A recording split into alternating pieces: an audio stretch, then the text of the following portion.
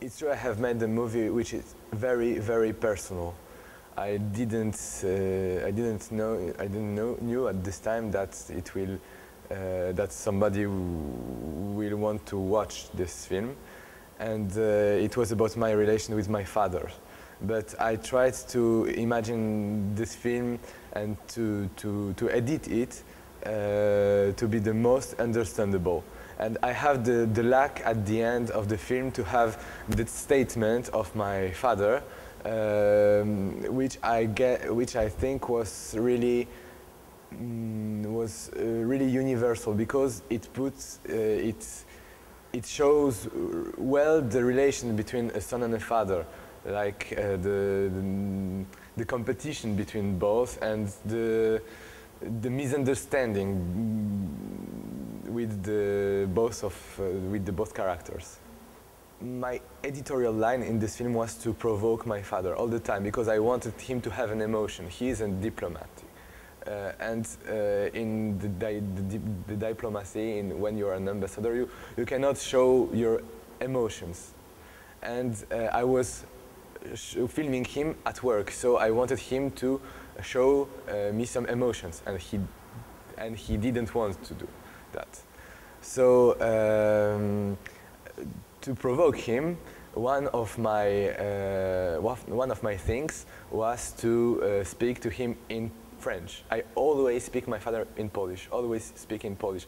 So when I started to speak with him in French, it was like frustrating to him. It was like, why are you speaking to me in French? What happens? You always speak with me in Polish. I wanted just to change the language to provoke him better and to have some emotions. It was really hard to have these emotions. In this film, I am the director, but I am the main character in this film. Like, my father is the dominant character. We see him every time, but I am the main character. I make the biggest travel during the film. That's why I am the main character. This film is more about me than about my father. It's about our relation, but I make the big travel. I change during the film. I know my father better. I used to know him better. But at the beginning, when I was making this film, I was thinking he was the main character. So I was shooting him like a technician. And it was during the shooting that I understood that I was a character too. Because I have seen the shots, I have seen the